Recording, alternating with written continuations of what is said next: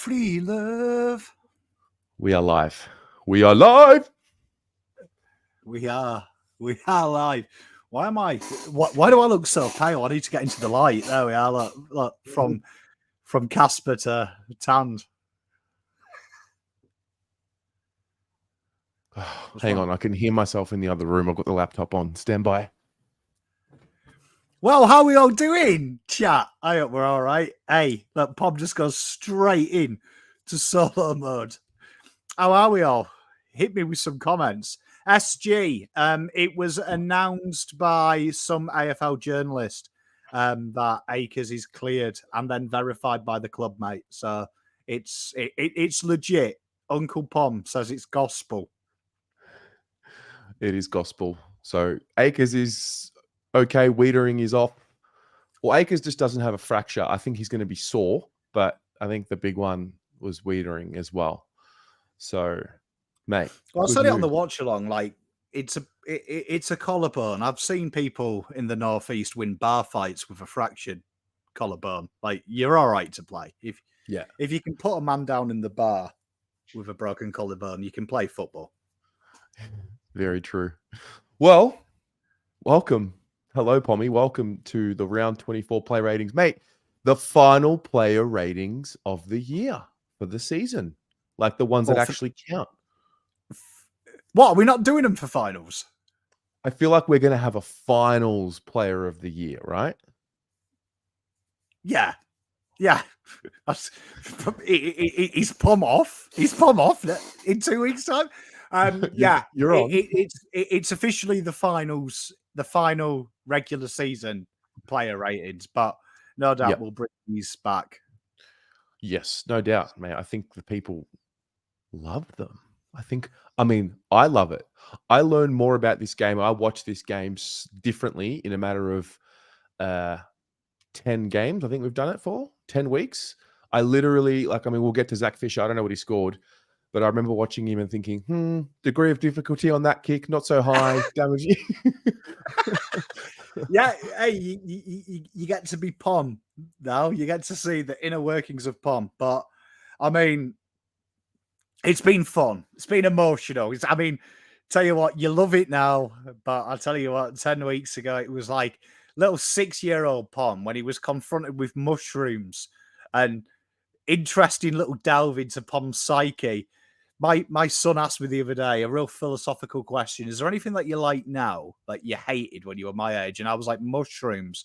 And I can't tell him at what point mushrooms became my favorite food. I eat so much mushrooms now. But there would have been a gradual progression where one day Pom liked mushrooms and I can't remember it. So that's kind of like this rating show. You didn't like it at first, but now every time you have some toast, you froth a little bit of buttered mushroom on it. I like that, mate. I like that. Well, good evening to everybody. Jay, Buzzy Boy, Brandon, Ali, Dionys in Bangkok, Peter, Shane, Gavin. Lockie, which ironically, Toby Green was in Bangkok yesterday with what he did to Mitch McGovern. That's a niche reference, chat. That is and it deserves its respect. All right. Hello and welcome to Mushroom Abroad. Hello and welcome to Play Rating. Hey, let's just get straight into it because I think the people love guessing. So we'll start with Jacob Wiedering. Obviously, free to play. We got the news probably about 20 minutes ago, half an hour ago. I thought, without knowing his score, I actually had him as our best player on the day. Well, Jacob Wiedering, what could we say about the man? He's almost monotonously boring with how rigid he is, isn't he? This is an interesting one. Meters gained per disposal for you here. So we're going to try and use this rating show to tell you what the hell the boys were trying to do. So this is abnormally high for Mr. Jacob. A reflection, really, and you'll come on to some other players that were playing totally different roles in the second half, which totally warped this number. So that's really interesting. That Carlton dealing with the forward press and Wiedering having to clear long to the wing. 5 intercept marks, though, elite. He only lost 1-1-1 all day, which is very good. Should be elite, that. But the AFL don't give elite unless it's perfect for one-on-ones. But again, Wheatering, brick wall, kind of boring, really, to talk about Wheatering. He doesn't lose. I'm not trying to be controversial when I say this, but when he went to the way he reacted to Toby Green, I was sitting behind the play, so I didn't see him actually, grab his face or whatever. And that might have been a little clumsy or careless, whatever. But I loved it. Captain on the day, asserting himself, expressing himself with real anger and passion for his teammate. I loved it. So it says a lot about Toby Green. Like, I say this quite a lot. If you go on social media, there's a lot of people who talk a big game, talk about, I'd knock that guy out. And you always know that they're complete wet wipes. Toby Green at the end of that game, complete wet wipe, saying he got cut. And I said it on the watch along. If you actually watch, no way does Jacob ever go near the right eye. His right hand is on his chest, holding him down, and he's trying to pull him with his left hand, right? So it was always this area that could have been gouged, and it was here. The fact Toby Green even mentioned he got cut from that incident says everything about the sausage. What a sausage Toby is. Well, Weeders with the 8 as we move over to Kemp. Brody. I feel like I say this every week. Every time I watch him play, he looks more comfortable at the level and just better. Well, I mean, like your shirt says, stronger together. And hey, look at that segue. Tell you what, if you want some advertised, come and see your Uncle Pom. Come and see Uncle Pom, mate. just like an advertisement board, I am. As his numbers reflect, everything was just above AFL average. Very interesting this week. Mitch McGovern deployed almost exclusively as a key defender this week, and Brody Kemp being given the intercept role, which again is another change for Kemp, showing his versatility. It's hard to go from being a one-on-one defender back to an intercept, and pretty much did what he said on the tin. I think that is the part that's really impressing me. It's not just that he's owning in on his specific role. It's where we need him to be. I mean, you spoke about him before he was drafted around his versatility, and that's great. But to see it translate to the AFL and to see him get confident doing it at this level, and for him now, he's going to play. Assumingly, he will play in the final. What a year of experience for him. Mate, spot on. He's played just about every role you can do in that back line. Again, his numbers on the ground as well are good, which is rare when you're a big lad, because he's quite big. Just doing what he had to do. So, yeah, I'm really impressed with Brody. He's become quite the mature player. And when Carlton decided to take the piss 10 minutes into the third, he went full forward. So that was nice for him as well. It was. Got to see him full forward for a bit. Might be a little ace up our sleeve. Nick Newman, bit more. Am I right in assuming that this is a little bit further up the ground from what we usually see him, or right in that corridor?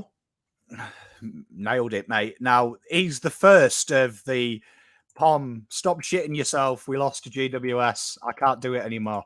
If you watched the watch along yesterday, you'll know Pom can't do it anymore. Can't. You've actually broke me, chat. But this guy is one who absolutely Voss showed his hand. So for a man this season who was averaged in the high 50s at contested possessions and playing a physical game, he was in single figures percentage-wise, 9.9 for his contested work. Voss kept him out of the way. Now, there was rumours going around at the start of the game. Him, Sard and Hewitt were a wee bit sore from last week's raucous victory late, and it reflected in his numbers. We kept him out of his way. Dee's asking why we didn't play him on green solely. Probably the reason. 2 weeks' time, you're playing a good side for finals with one chance. Why get him injured? So, again, people don't like it. People have referred to the 90s. I've seen, you play to win. Unfortunately, in the 90s in soccer, 11 people won you the game, and now it's squads win you the game, and that's the nature of the beast. So Newman was kept out of the way, and his numbers reflect that. Just bang average. Bang average. Bang average. What's he here? 5.5. Okay, so Bang average score. the streak of 10 comes to an end. It's 3 games in a row. Mitch, this was a guy who I went into the game saying, okay, he's one of the players I just want to get through the game. And he's also a player who I don't necessarily think is generally looks good first game back. But I thought he looked relatively good, relatively sharp enough that I know he's still got levels to improve.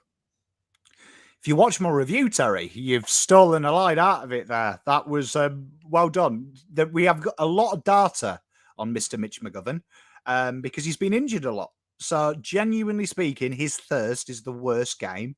And his second and third are where usually we get excited. And then by fourth and fifth, he's done his hammy again. So we have a lot of data to back what Terry's saying up. And again, though, played more of a central position, as you can see via his heat map, more of a traditional centre half back this week, a bit of a lock, more of a one-on-one role defensively. But again, interesting, him and Wheater playing in the key role, massive meters gained. So what you expect from him, very good marks, very good intercept possessions. Did what he had to do, and it was a good little run around for him. He'll be better for the cobweb blow. Much better. So 5.5, pretty stock standard. Zachy Fish.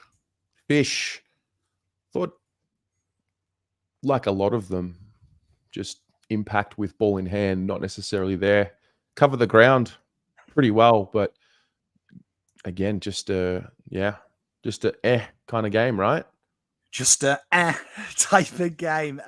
The Fish, what can we say? Never quite got going, did Zach Fisher, and it didn't really help him in a game that the first half, it could have been really good. It did look like it could potentially be a good game from him because he was really getting into them threatening positions, but it was a very laboured defensive effort in the second half, and that cost him ultimately. As you can see, he had quite a lot of the ball in the back half for one exit out of rebound 50, kind of guilty of overusing it in the back half of the ground. Defensive pressure acts, we expect a bit more when you're playing that role. And the ground ball gets there, which are effort indicators. Pretty impressive from him. He wasn't shy. So, but then again, he's had 2 good games. Yeah. Well, he's had a couple since returning back. He's played a role. Who knows what's going to happen with this team for next Friday? From what you've seen of Fish in the last 3 weeks in this role, how do you view his position in the side for the Swans in particular? Team that's incredibly good with forward pressure are the Swans. So Voss will I'm going to totally do a Terry answer because you've been mean to me. Be entirely up to Voss. Does he want attack and break their forward line, or does he want the more reliability of Jordan Boyd? And does he want the elite kick, but the better defensive craft? That'll be the question for Mr. Michael Voss. Personally, I would give him another go. I think Luca's comment, though, by the way, if you want a pillar of commentary, Luca, bravo. He's played 3 good games, had 1 bad game, and people were trying to kill him in the fucking first quarter in my chat. 24 and a goal, bad game. It's a pretty solid bad game. And I remember it too, the one of the mistakes. He kicked it on, he's rushed it, kicked it on his right foot, turned it over, became a goal. And in my head, I'm like, I could like feel the live chat while you're on the watch along. I didn't even have to check. So anyway, we love Zach. What about Sardi? 4.5 for those watching at home. I remember one of the ladies asked me to read them out. Yes, 4.5. Yes. Apologies. 4.5 for Zach. Adam Sard, Pommy. A lot of blue key performance indicators, and he was good. Interesting this, because Newman's strength really is his rugged authority defensively. And when Carlton took him away from that to protect him, his numbers were shit. There's no hiding away from it. I'd say this if Nick Newman was in front of me, but I'd defend him because that was his job to be shit, really. It wasn't his strength. Saad, very interesting. He is incredibly good offensively if you take his defensive work from him, but he's also a good defender if you take his offensive work. So he really relished playing a little bit more on the outside. As you can see, we played him really high half back, flirting with the wing at times to get him away from the trouble when it got coshed.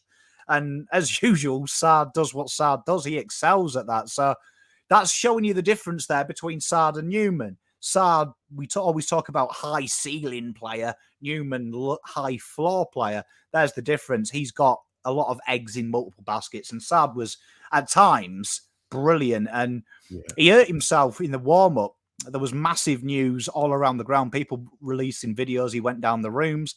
Then he got hit in the second quarter and went down the rooms as well. I mean, this guy runs with one leg. You'd have to kill him. Absolute work of art is Sardi. Yeah. So 11 intercept possessions, 7 ground ball gets, and 17 defensive half pressure acts. Have I done that right? Yeah, you've nailed it, mate. You learned slang and everything, Tez. There you go. I know. DHPA, baby. An 8 for Sard. Let's move on to Blake. Yep. Unlucky, high floor basically means when their shit game's not bad. So imagine like if average is 5, their average is 6. Yeah. A player's best, a player's worst. We want to get that equilibrium going. That's what we want. We don't want best. Anyway. Yeah. I'm having too much fun after a loss. Blake Acres. No, because last night I felt like the joy was taken away. So can we kind of enjoy this? Anyway, Blake Acres. Yeah. What do you think about Blake Acres' chat and Pommy?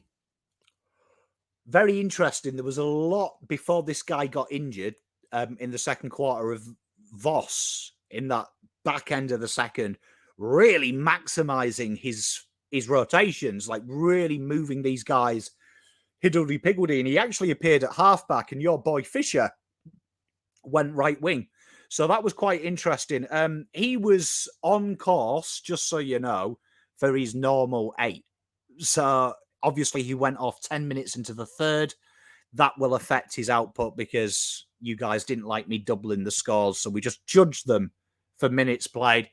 But weirdly, this was a big sign here. Both him, Hollands, and Cottrell way down on their defensive efforts on the wing. So it was a real indicator that even their running numbers are down, apart from Cottrell's. So that's an interesting one. But luckily, he's all right. He's an integral part of this system. No doubt. There's a few things here. Blue Bagger nailed it. I was going to bring this up. He had some moments where he reminded me of Cripper trying to break through the pack.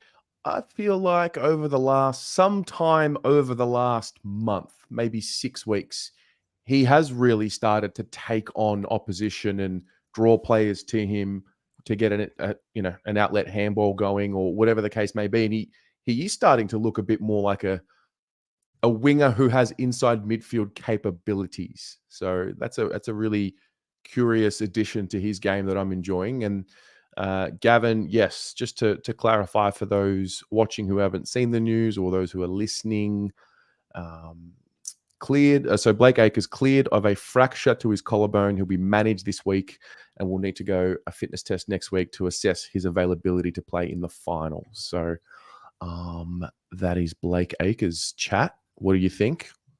He ends up getting a 6. It's a pretty good effort for just over half a game. It is as well, and it was more of a traditional wing role. So, like you and the commenter nailed it. He is quite physical, and Voss requires physicality from his wingers, which is very rare. Most of them cozy on the outside, so their physicality is much needed at the way we defend. Mm-hmm. George Hewitt is next. Kicked a beautiful goal on his left, which I did not know that was in his repertoire. That was with a bit of foot candy as well, I might add. Mm-hmm. Georgie. I mean, I've put the contest in possessions there. So this guy here averages about 62, right? So this guy here, him and Cripper are genuinely right face to face with the coal face. And in the second half, this guy was playing, believe it or not, the role that we usually ascertain to the 4th or 5th rotation. So someone like Cunningham, someone like Fisher, someone like Dow when he first came in, really skirting the pack almost, which we've never seen before. We've never seen. This is not his game. So genuinely the players who play that role are very good with the ball. They're looking to Fred. And as we know, George Hewitt doesn't even kick the ball. Like, I was amazed he could kick a goal. I thought he was going to handball it through. So that will go against him in his ratings because that's not his assigned job and that's what he's going to be judged on. But that being said, he did his job to his best abilities. The pressure acts were still there. Then that hunger was there. And I can only assume that the second half, particularly, Cherrett and Walsh went fully on the ball. So they were trying to get a pre-season, which alludes me to Clarkson, who used to say that round 22 and round 23 were pre-season for the finals. So sounds like Voss was really giving them it and George took a back seat. But the goal was the bollocks, wasn't it? Let's be honest. Yeah, it's good. I mean, our eye test will tell us kind of what we're seeing. The data that we're now seeing, we're starting to see some trends of players who are playing in a bit of a different position, bit of a different role, etc. You may say with George, we now have contextual possessions. Well, if you go back to look at his heat maps over the last 3 weeks, that red dot is inversed. So we usually play him defensively. He's like the N'Golo Kante of AFL. We play him to be the physical protector. And this week we saw him be more the offencer. So like Blue Bagger says, he didn't even know how to celebrate. Like that's how rare his forays into inside 50 are. He was like, what do I do? I'm going to admit something. I thought I was being really funny just then because I was thinking of contexted possessions in my head and like, but no one got it. It's fine. Don't worry about it. I'm not funny. Sorry. Sorry, Terry.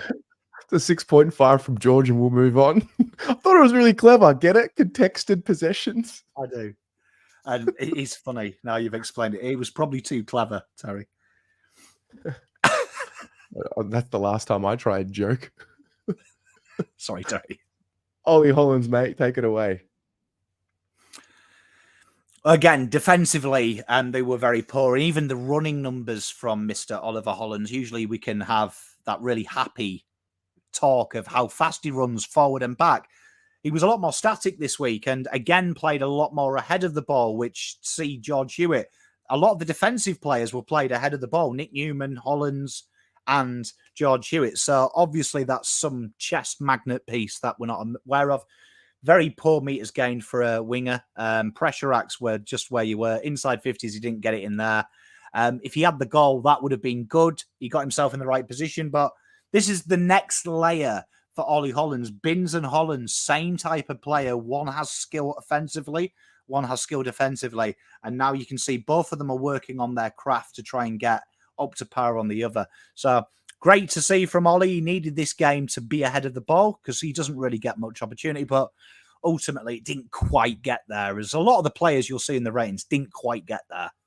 Yeah. So a 4 from Hollands. How do you see his spot in the side? Assuming Akers is going to get up for the game, you know, you've got these powerful runners in the side, which can be a real weapon for us in, you know, Walsh, Hollands, Cottrell, and Akers as well. I think those 4 are the standout runners in the team, I think. How do you look at the combination of the 4? It's going to be a real tough one. I mean, if you're dropping Akers for this, if you're dropping Hollands for this game, you'd have to drop Akers for this game as well, because both of their defensive numbers absolutely horrendous. But consistently, Hollands on that left-hand side has more pressure acts than the half forward and the half back combined.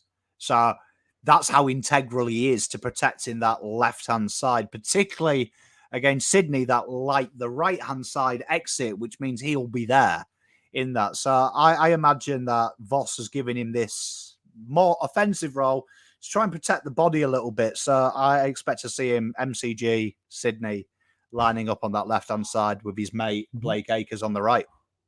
Fair. Well, there's a 4 for Ollie Hollands as we move on to Matty Cottrell, another one of our powerful runners. And wow, 16.5 kilometers covered. He just... Do you remember the start of the season where he had put on a bit of size and then he hurt his foot and we wondered how it would impact his running ability? Well, I think now at the back end of the season, we're really starting to see him come out of it better for it.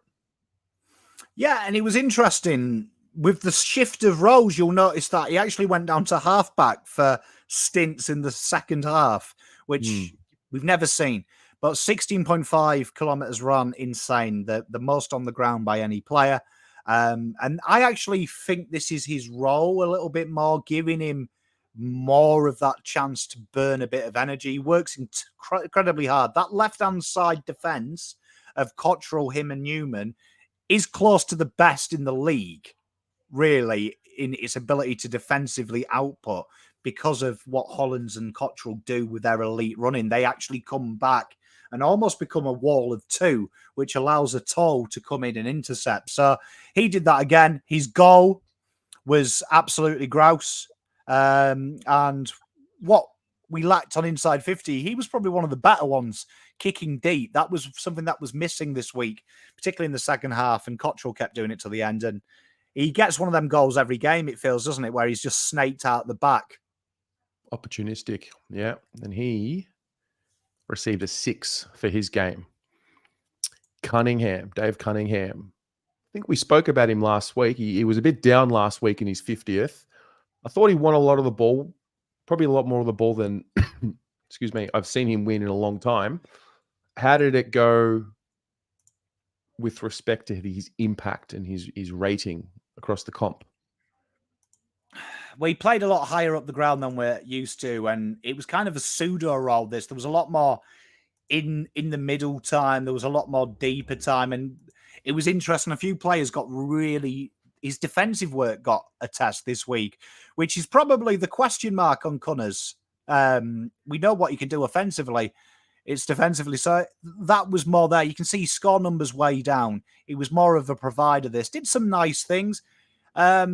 Just never really got going though, did he? It felt like a bit of it could have been a great game if that was a final. It felt like Carlton were lacking something offensively and he didn't really get the opportunity.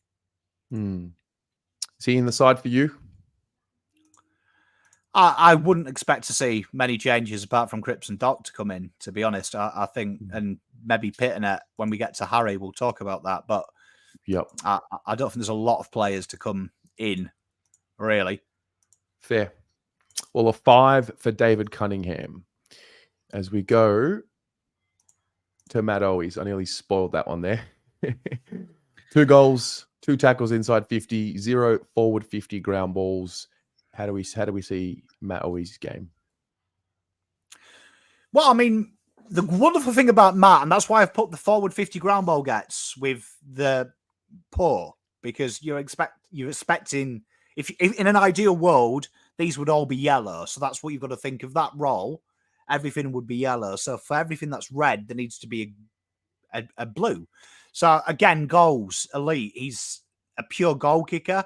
And this is what we see. But it was interesting. He did add some defense this week where he hasn't done the last couple of weeks. He was one of the top tacklers inside 50. It was a standard game. I mean, Carlton didn't have deep entries, which means if you're a small forward, you're pretty much obsolete if where his heat map is kind of where Carlton's entries were. It doesn't give him much chance before the midfield come in and help out. But his ability to snag at important times is another level, isn't it? It's another level. Yeah, indeed. And if you circle back again to the start of the season, our discussion, not just you and I, but with everyone, was around, we kind of had a bit of a feel and a comfort, we'll call it, as to how many goals Harry would kick and Charlie would kick. And then we were talking about who's going to be that next layer that's going to kick 20 plus goals. Now, Owies, I'm pretty sure now has kicked 25 for the season. Motlop's kicked 20. So I think 25 goals in a season from Owies is a really solid return. Spot on. And he's another one who just does his job. Do you know what I mean? And the goals he kicks are genuinely at important moments as well. He takes his opportunity. So he's definitely leading the way. Yep. So he has a 5.5 next to his name as we move on to Jack Martin. Jack Martin. I feel like a lot of these summaries are similar in nature. Yeah, I mean, it was interesting, this one. If you actually compare him and and Harry Mackay, it would be hard, based on their raw GPS data, to see which one of these two was a key forward, because he played very central, which is rare for Jack. But Jack doing what he does, heavy on the ball. When the ball hit the deck, he was a physical presence, looked to make things happen. Didn't quite come off this week with the one score involvement. We'd usually expect to see that high. But you know what? He's brilliant.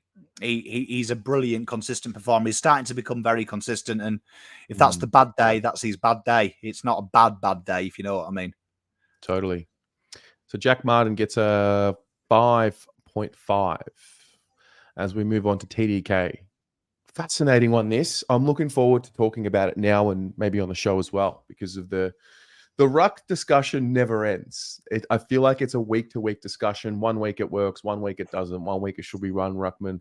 The next week it should be two. I feel like when Tom gets thrown into the deep end individually, well, maybe that's just too obvious a statement. Individually, he looks a lot better when he's the sole ruckman. But I don't know how much that translates to team success. Oh, it wasn't. I mean, it was... When you watch TDK play, he understands his role, and his ruck numbers were pretty good this week. So I've put hit outs to advantage there because I wanted to give you a point of difference. This is a stat that a lot of people focus on, right? And like I always say, that's good if your midfield's good, right?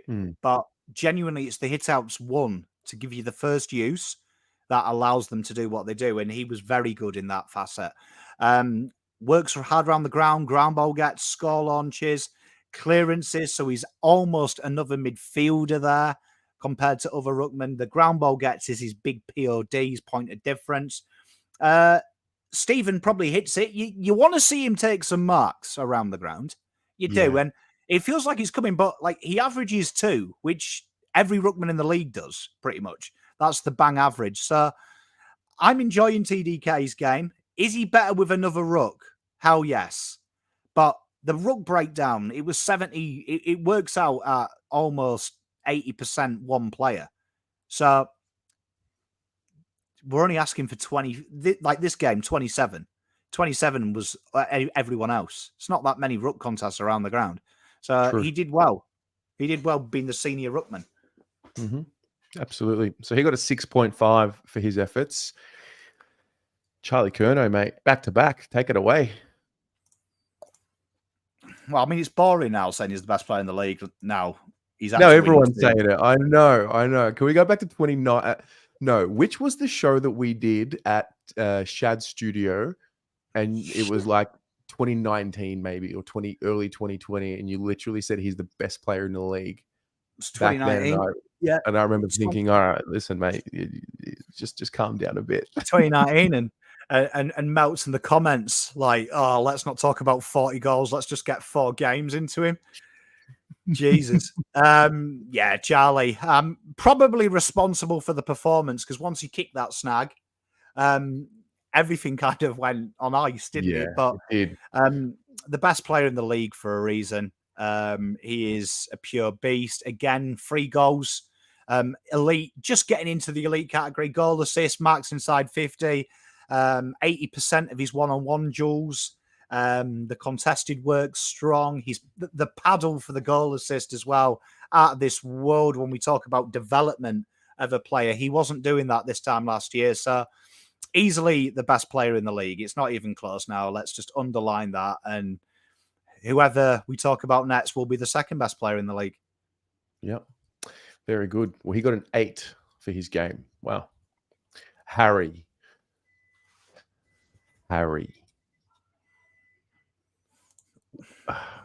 This one hurts. This one. I mean, I don't even know what he is.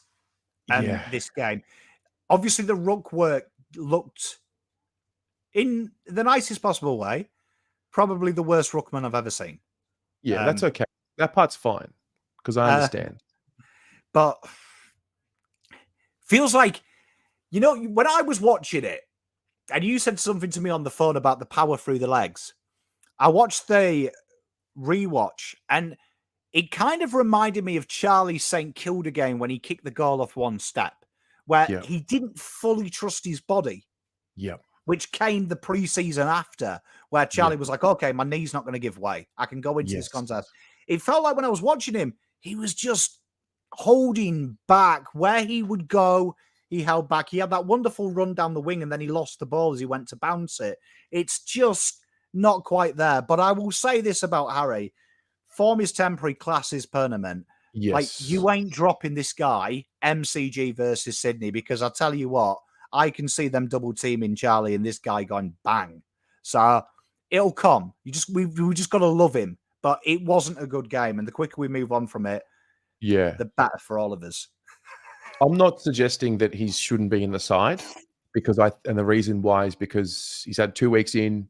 He's going to have 2 weeks now to get some more recovery and repetition in. But my hope for him come 8th of September, that Friday night, is one thing about Harry. When I watch him, there's a difference. When Harry's going hard and when Harry's going conservative is the way he jumps at the ball when he's going to mark it. If he's going hard, he's jumping like diagonally right at it, and you could like it's with force. And I think over the last few weeks, and I can understand why, it just seems like he's more so jumping vertically up to protect himself than what he is actually with full force. Anyone suggesting that he shouldn't be in the side, I don't know, maybe we can have a debate about it. I don't think anyone of note would actually say that. But it's good to have him. I'd love someone to actually have the gall to say we shouldn't have Harry Mackay in the side on camera. They do, Terry. They do. That's the problem. There's too much gall. No, I agree with you. I will say this. I don't often pick on Voss, but I do have a bone to pick with Voss on this one. I would have loved to have seen him go full forward because Charlie's been doing the groundwork in his absence. I would have loved in that fourth quarter when we obviously fucked around, play him at full forward and just try and get him a couple of goals because I feel like he needs a couple of goals. Yeah. It reminded me of watching a striker. When Haaland was out of form mid-part of last year, you just knew once he got a goal, it would turn into what it was at the start. And that's what it looks like. But you know what? He'll play Sydney. He'll kick 3.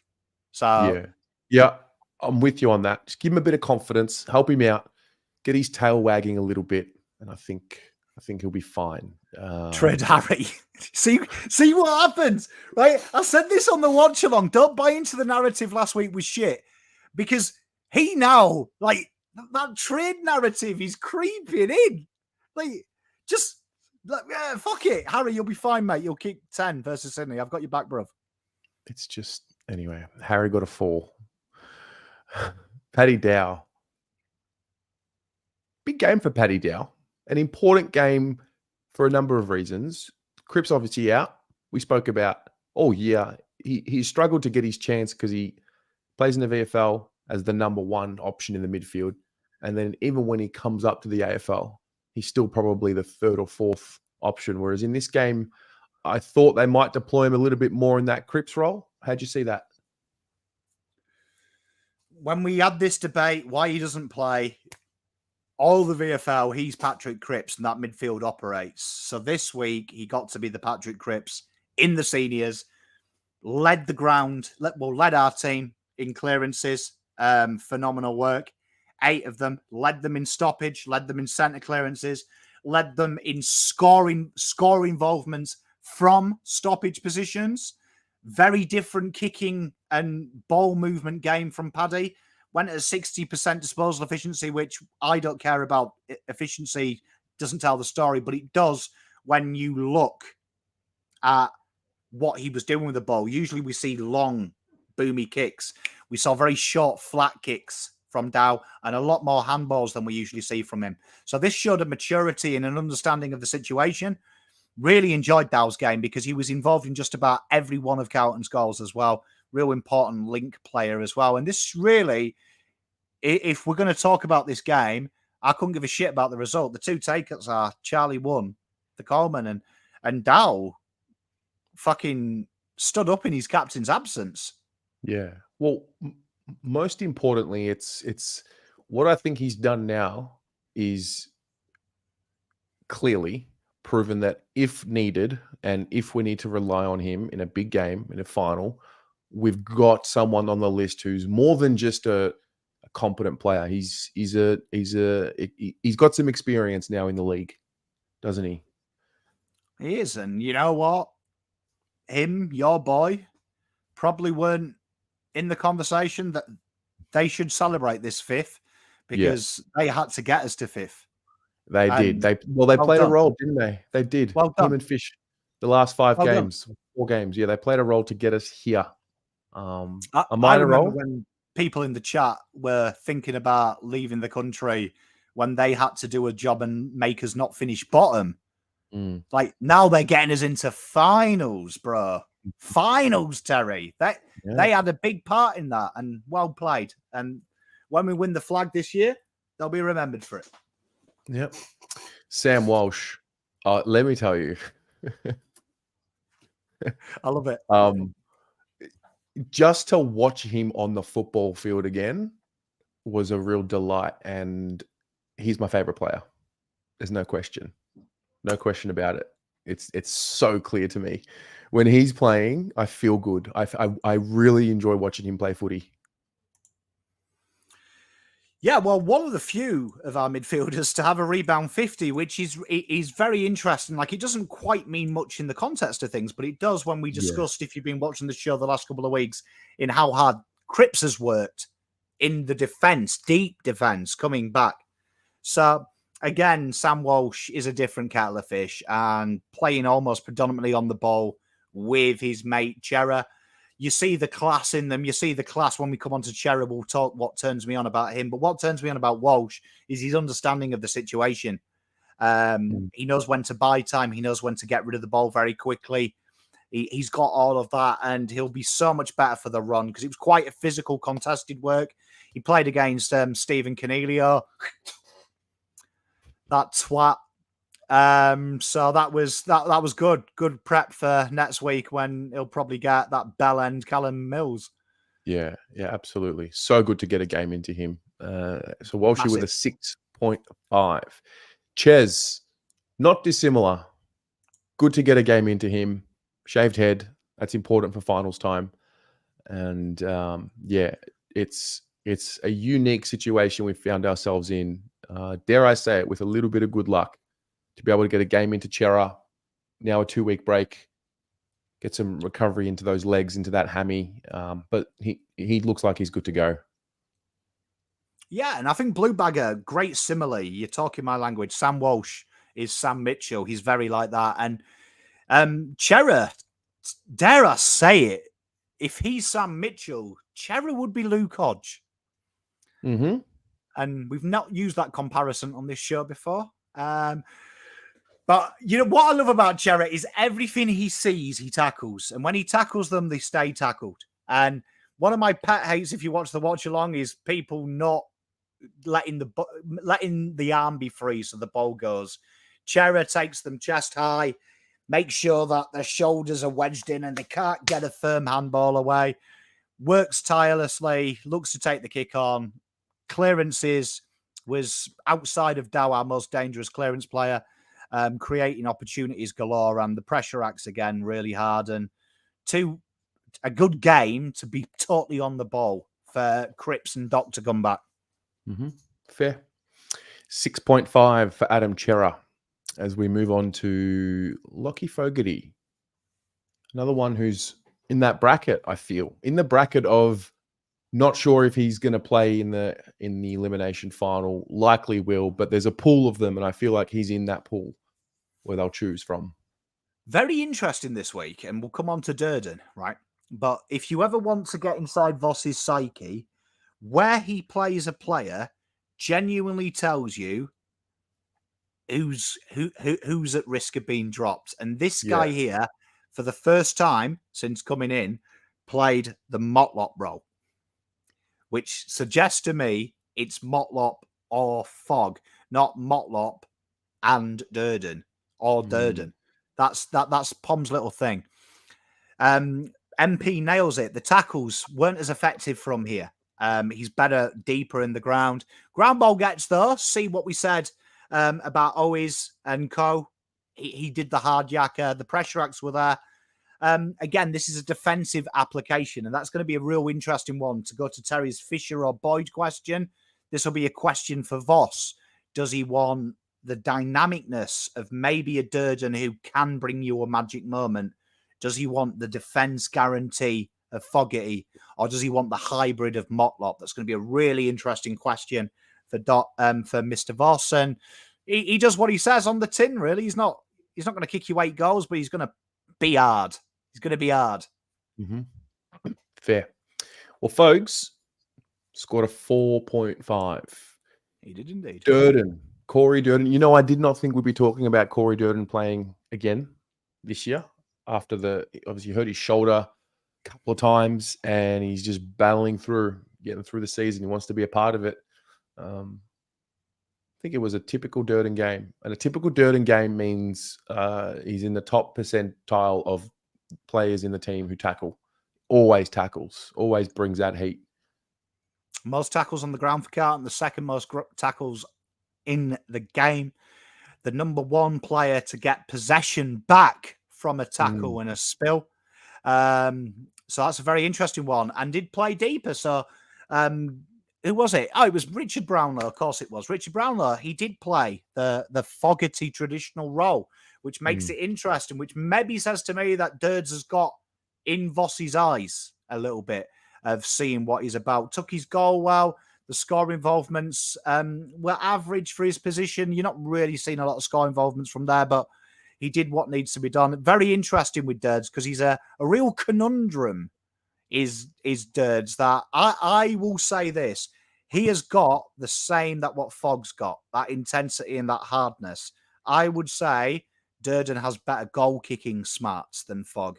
And that's going to be an interesting thing from Doc and from Voss, because if he can get the intensity Fogg has for 4 quarters, Durden, Motlop, and Owies looks schmick. It's just, can he do it for 4 quarters where Fogg's does? Fogg's does. Fogg's a little bit more. Well, he's a bit more seasoned, isn't he? He's been in the system a little longer. You just feel like I feel like Durds has come into the league with a pretty solid base because that defensive application has been there from the outset. Once he starts rounding out his game and once he starts getting a little bit more consistent across the 4 quarters, like he's on the right track. It's a long career. I mean, it's a short career, but we're at the very, very start of it. So great problem to have. Like George says, 30 doesn't go into 22. George, as usual, makes a real good comment. It's fucking hard. Well, what do you really want from someone like Durds at this point in the year? He's just got to basically do enough to ask the question of the coaches. That's really all he can do. I think he did that for the most part. He got a 5. Chincotta, Pomcotta. Is that 32.6 kilometers per hour speed in defense? Speed in defense. So this guy here, believe it or not, played more of the role that we'd expect to see Nick Newman play. So he was given that responsibility to take the smalls down. Generated the score launch, which is very important there. That's something that we always praise Newman for, turning defense into attack around defensive stoppage. Rebound 50s, didn't quite get it. Speed was insane, though. Like, this guy hits contests hard. Like, when we win the flag, my budding friendship with Pom Cotter needs to blossom, so he's near me all the time for when someone tries to glass me, because I know he's going to come in and save me at pace. But yeah, this was a tough game to grade. He was there defensively and very interesting as well. One of the few players on the ground below the standard to have contested one-on-ones. He had 2 one-on-ones, and he actually beat Himmelberg in that one-on-one. So let that sink in. Small guy versus giant, beat him. So this guy never gives up. You have to kill him to get him out of that team. And not a great score because of the role he was playing. He was playing a high possession game. But showed that you maybe people are sleeping on Boyd and not giving him him that role. Because I would love to see this guy get that role and a bit more ball. So a 4.5 for Alex Chincotta. Tell you what, if he's playing in the final, I'm not going to be too upset because I know what he's going to bring to a do or die clash. He plays his football like a do or die kind of guy. I think that's why he's endeared himself so quickly to the fans. Yeah, I just feel everyone says Boyd because he can kick and he's okay at defense. Now, I'm not downplaying Boyd. He's very good at what he does. But I would also say Chincotta is going to kill someone for that ball. Yes. You can see in his eyes. That's why he's running that quick. That's his ball. Do you know what I mean? It's his mindset is that's my fucking ball. Yes. Get off my ball. Yeah, there's no alternative for him when he's going for a contest. That's what you want in a final. I trust him over any other player you can name that's not in the team at the moment. I know he will kill himself to get that ball. Mm-hmm. Okay. Caleb Marchbank, always an interesting discussion point now that he's back and healthy. I think there was a bit of a downward trend from him last week. So obviously named as a sub this week. 37% time on ground. I thought he was solid contextually in a game that we lost. I will say this, right? Now, we haven't got a lot of data to back this up because the AFL have only just made up rules this year that we can do with subs. So we haven't had a lot of key position defenders who have been sub, right? Yep. Not many, if any. But one thing we can tell you for certain is forwards are very rhythm-based. And you could see, once Marchbank came on, a total different type of defender, right? It confused their forwards. Their forwards were like, who the fuck's this guy? And he had a bit of success coming off that. Did break even on his one-on-ones. The marks were pretty good for just under 40% of game time. Got a lot of time as well. Was only rotated twice when he came on. So Voss maximised him. Probably a blessing in disguise because Carlton basically got almost half a game into a player that probably wasn't going to play. So very interesting. It allowed everyone to play on the wing, Fisher and players like that. It was a very interesting dynamic. It does tell you one thing, though, that second half, that Carlton can't play that many tolls in the back half of the ground because the short, sharp counterpunch died and long balls came back. Long balls came because that's all four of them know what to do. It needed them little more dynamic players, but very good. Do you know what I mean? Very good for 37%. Would love if someone mentioned it here. Gavin needs a full preseason. Does he ever? Does he ever? He does. And at the end of the day, we can't make him match fit and make him perfect. With 10 days to go before a knockout game. Best he can do. He did the best he can do. If that was a final and he had them results, I wouldn't be complaining. Yeah, fair. Yeah. All right. He got a 5.5, Caleb Marchbank. Now, this is the one I've been waiting to put up. This is the team. Let's have a look. Wow. Talk me through this. So, it's more red than we've ever seen. Well, I mean, we've won 9 games in a row, apart from this one. So, of course. Well, yeah. I mean, you've seen a lot of average performances. The 5.5, the 6 is, let's say that 0.5 is okay. It's safe. Wayne nails it. There's a lot of safe scores there, where usually in these wins, we've seen 8s to 10s 3 or 4 times. The lowest we've seen is 5.5. And I always say anything that's going red needs a real bright green. You can see why it was. And TPI was around the 18% mark, down from expected output. Pressure indicators are about 32% down. Results speak for themselves. But who cares? We're in finals. We're 5th, baby. No, well, that's right. Of course.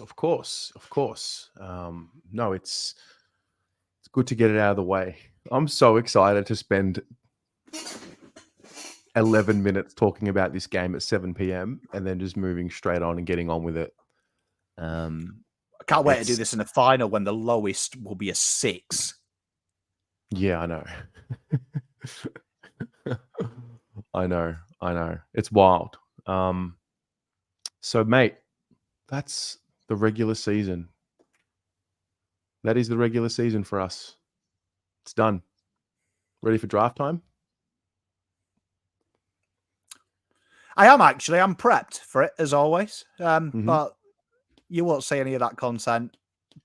I'll probably have to start churning it out though. Probably week 2 of finals. I'll be very distracted, but nah, I'm looking forward to it. I can't wait to cover finals. Fair. Eddie, the link is working on my end. Send me a message on Instagram or Facebook, and I'll send you another one if it's not working. Pommy, I want to acknowledge you, mate. I want to acknowledge you for where this has been and where this has come. So I'll be honest. Player ratings started because I was obviously inspired by Arsenal Fan TV, and they did the player ratings, and I actually loved it. Then it got real because I was doing it every year, probably 4 years of doing it, and I always had this level of uncertainty, uncomfortability. You know when something's not quite right, but you don't know what it is? There was a bit of that. And then I think the 6-game losing streak was really a blessing in disguise for the ratings, because it just forced me to realize that we needed to just evolve it in some way, shape, or form. And I'm biased, clearly, but I don't generally talk about our work like this. But I genuinely believe this show right now is the most insightful show on footy YouTube or footy media. I just want to acknowledge the work you do to get this up every week. So thank you, mate. Mate, we are high floor content creators. High floor. The biggest I just honor enjoy it. Like, I can I pay us. enjoy it so much. Mate, I have a lot of fun sharing it with you. So, it's great. I love it. I can't wait. And I'm looking forward to doing the emotional show next. Have we cried on stream yet? I have twice I have. in the last week, and it's your fault because you fucking took a holiday. And I had to do the Sunday show. So, yeah, I've cried. Couldn't give a fuck. Yeah. So anyway, that's that. We will crown the winner. Maybe we'll do another one of these next week and do like the winner of the regular season ratings, see what we can come up with. And I think we will have a lot of fun doing a finals version of this as well. Mate, most fun you can have clothed on, mate. I tell you, I can't wait. Yeah, all right. Well, 10 minutes, guys. Have a good night. I'm going to go pour a cup of tea.